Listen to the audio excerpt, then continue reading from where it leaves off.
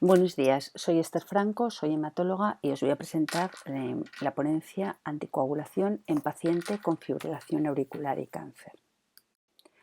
La fibrilación auricular tiene una prevalencia en nuestra población, la población española, estimada en torno al 4,4%.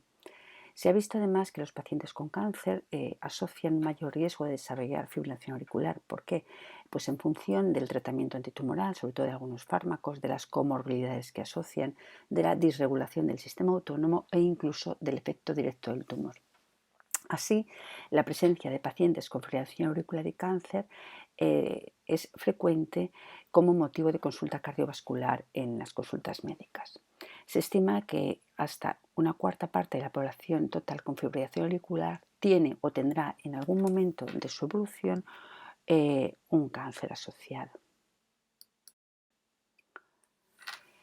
Respecto al paciente con fibrilación auricular y cáncer, hay que realizar el tratamiento del tumor, ya sea con radioterapia, con cirugía, con fármacos antitumorales o combinación de estas técnicas, y aparte el tratamiento cardiológico. Respecto al tratamiento cardiológico, nos ocuparemos del tratamiento de la anticoagulación.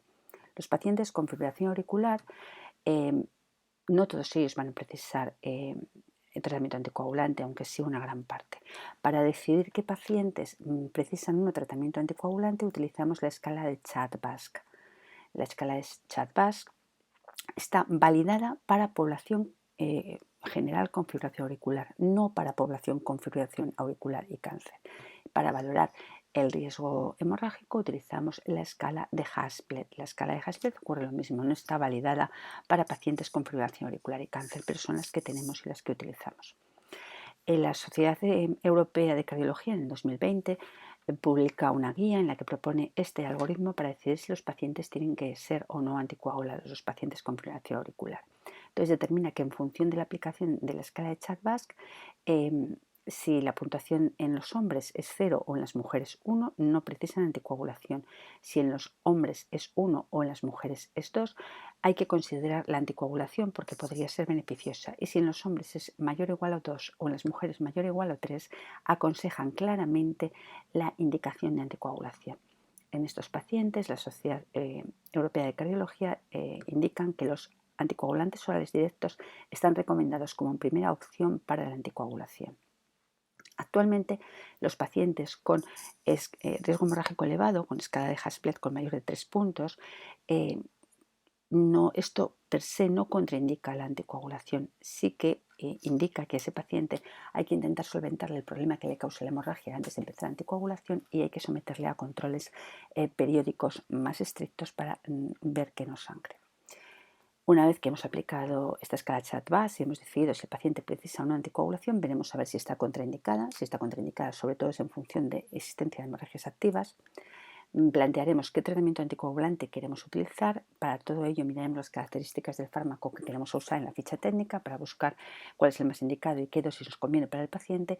Tendremos que valorar también las interacciones del anticoagulante elegido con otros tratamientos que lleva el paciente, sobre todo con los antitumorales, y este paciente, tanto si se decide anticoagular como si se decide no anticoagular, tendrá que ser sometido a controles y revisiones periódicas, porque esta necesidad puede variar en función de la evolución, todo ello contando con el paciente. Y hay que recalcar lo que ya hemos dicho, que no se dispone de escalas específicas validadas para valorar riesgo trombótico y hemorrágico en pacientes con fibrilación auricular y cáncer. Actualmente disponemos de diversos anticoagulantes que surgieron a partir de los años 30 del siglo pasado. Primero el heparina no fraccionado, en los años 40 los antivitaminas K, que son varfarina y acenocumanol. Posteriormente las heparinas de bajo peso molecular de uso subcutáneo y a principios del milenio apareció fondaparinos, que es un inhibidor indirecto del factor 10 activado también de uso subcutáneo, y ya posteriormente los anticoagulantes orales directos. Dabigatran fue el primero en aparecer, tiene una acción específica antifactor 2 activado, antitrombina, y rivaroxaban, apixaban y doxaban tienen acción específica antifactor 10 activado de forma directa. Los anticoagulantes son las antivitaminas K, acenocumanol y varfarina, inhiben factor 2, factor 7, factor 9 y factor 10.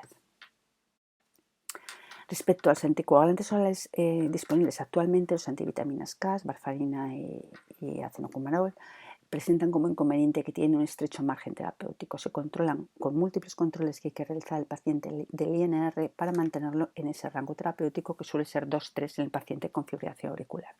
Estos antivitaminas K tienen múltiples interferencias con la dieta y con otros productos que toma el paciente, sobre todo si son ricos en contenido en vitamina K. Y tienen múltiples interacciones farmacológicas también.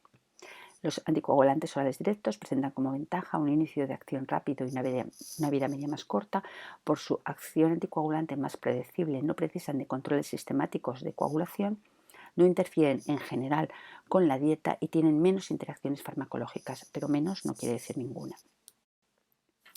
Este interesante trabajo publicado por Ambrose en el 2016 nos muestra que si contamos el punto del momento que diagnosticamos el cáncer en un paciente con fibrilación auricular, los eventos de ictus pues aumentan un poco en los 6 meses siguientes al diagnóstico respecto a los 6 meses previos, pero no de forma significativa, pero vemos qué pasa con las hemorragias mayores. Las hemorragias mayores sí aumentan significativamente en los 6 meses posteriores al diagnóstico respecto a los 6 meses previos de forma significativa.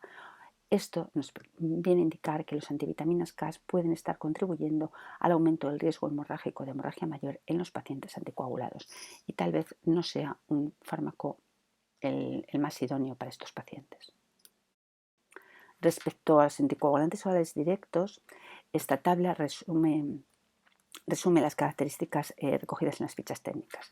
Dabigatran está contraindicado con aclaramientos por debajo de 30. Rivaroxaban, apixaban y edoxaban con aclaramientos por debajo de 15.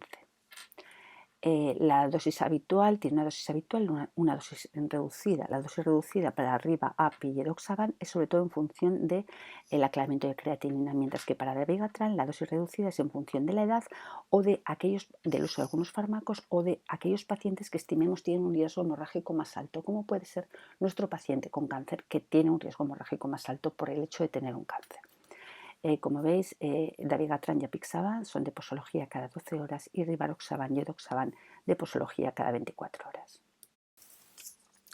Respecto a las interacciones de los anticoagulantes con otros fármacos, valoraremos con especial interés las interacciones con los fármacos antitumorales, que muchas veces aún son desconocidas. Estas interacciones se pueden producir vía citocromo P450, vía glicoproteína P o por desplazamiento de la unión a proteínas. El tema del desplazamiento de la unión a proteínas casi está vinculado al uso de antivitaminas K. En global, las interacciones de los anticoagulantes son mucho menos numerosas con los anticoagulantes orales directos que con los antivitaminas K. Así pues, los anticoagulantes orales directos presentan un perfil más favorable, porque además no interactúan con la dieta. No interactúan con la dieta salvo el pomelo. El pomelo es un potente inductor enzimático vía citocromo P450, por lo cual debe de ser evitado en los pacientes que toman anticoagulantes y en muchos de los pacientes que están con tratamiento antitumoral. Respecto a las interacciones de fármacos, muchas son todavía desconocidas y algunas existen, pero no sabemos exactamente qué significación clínica pueden tener. Por lo tanto, esta información se va actualizando día a día, con lo cual, cuando queramos valorar la posible interacción entre un anticoagulante y un fármaco antineoplásico, tendremos que consultar webs, bases de datos, apps y hacer la consulta generalmente en más de un documento. Si tenemos dudas, se recomienda la consulta al servicio de farmacia.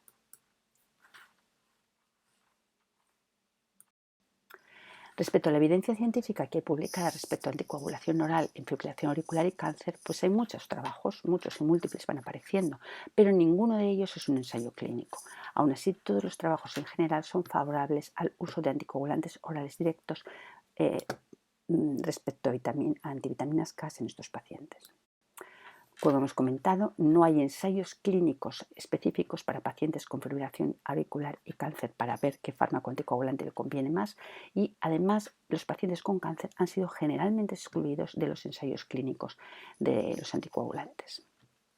Así que valoramos resultados de su análisis de los ensayos clínicos pivotales de los anticoagulantes, resultados extrapolados de los ensayos clínicos en pacientes con cáncer y trombosis, resultados de metaanálisis de estudios de pacientes con fibrilación auricular y cáncer y opiniones de expertos y guías clínicas. Todos ellos, como ya hemos comentado, favorables al uso de ACOT.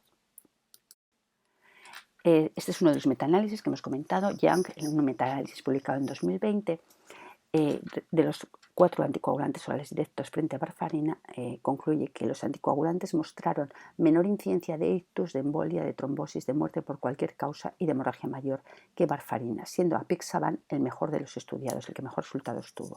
Así pues, la eficacia y seguridad fue favorable a los anticoagulantes orales directos respecto a las antivitaminas K en todos los ítems valorados.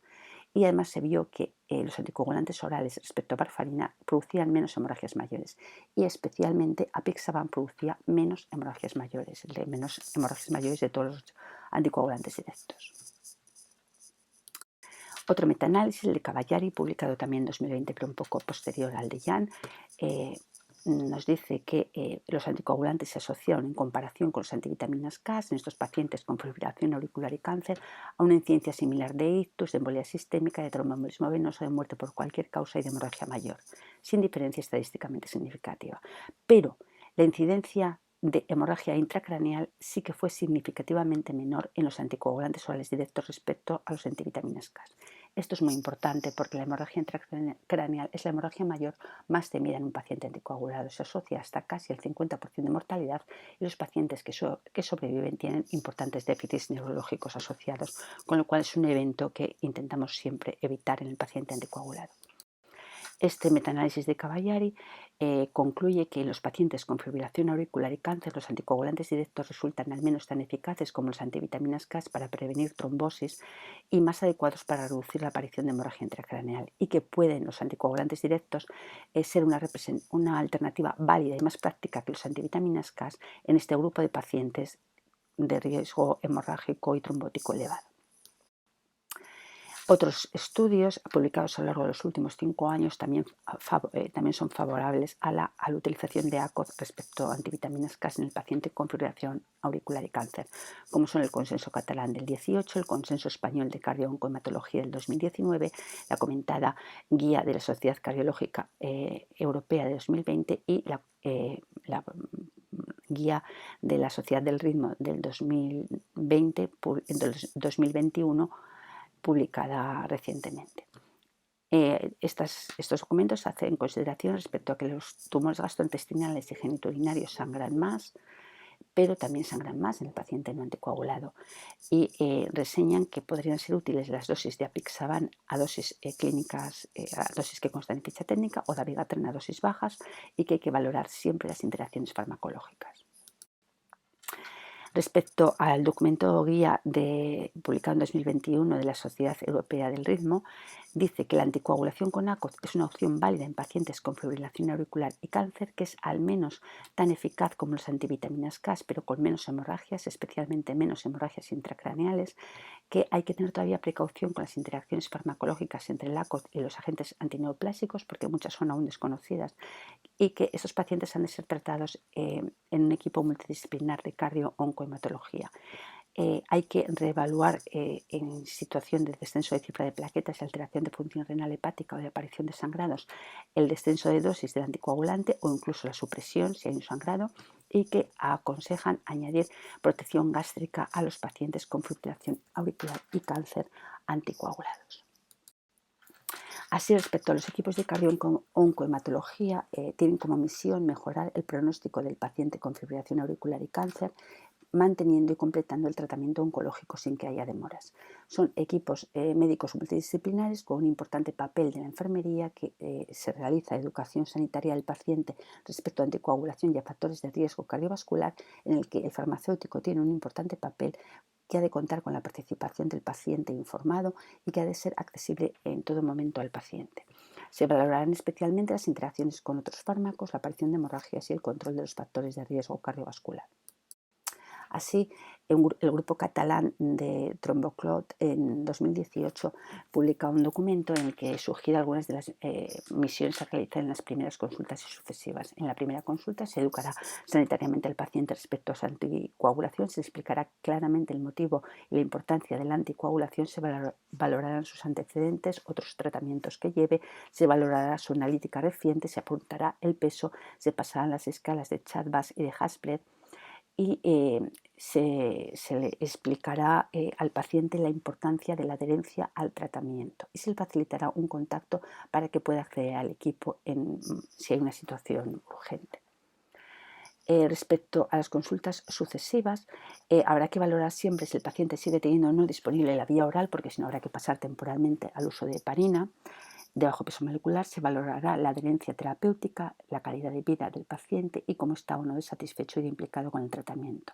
Habrá que actualizar incidencias trombóticas y hemorrágicas, se apuntarán todas las medicaciones que toman y se revisarán interacciones, se actualizará el peso, se volverán a pasar las escalas de Chad-Bass y de Hasplet y se valorará la analítica, especialmente las plaquetas y la función renal, y así se decidirá si el fármaco que está tomando y la dosis que está tomando del anticoagulante sigue siendo o no la más adecuada para ese paciente. Los anticoagulantes orales directos no está indicada su monitorización, así consta en las fichas técnicas y en los informes del Ministerio. Y además los test básicos de coagulación, TTPA y tiempo de protrombina de todos los estudios de coagulación que hacemos todos los laboratorios no aportan una información suficiente y fiable respecto al anticoagulante directo. Pero como ya recoge la mencionada Guía Europea del Ritmo del 2021, hay situaciones en las que la monitorización de esta anticoagulación sería de interés. Estas situaciones podrían ser sospecha de sobredosificación, sospecha de falta de adherencia terapéutica, complicaciones trombóticas o hemorrágicas en pacientes que toman bien los tratamientos, necesidad de actuación ante una cirugía urgente o un traumatismo importante, pacientes mayores con deterioro progresivo de función renal o hepática, pesos extremos, o valorar las interacciones farmacológicas con otros fármacos. Para monitorizar esta acción no valen el TTPA y el tiempo de protrombina clásicos. Necesitan técnicas especiales que los laboratorios estamos actualmente adaptando y que empiezan poco a poco a estar disponibles, aunque son actualmente de uso restringido a hematología. Para la valoración de estos resultados es fundamental saber a qué hora se ha producido la última toma del anticoagulante directo y valorar conjuntamente la función renal. De esta manera, estos estudios de niveles de anticoagulación nos pueden ayudar a tomar decisiones personalizadas en pacientes en los que el manejo de la anticoagulación es complejo.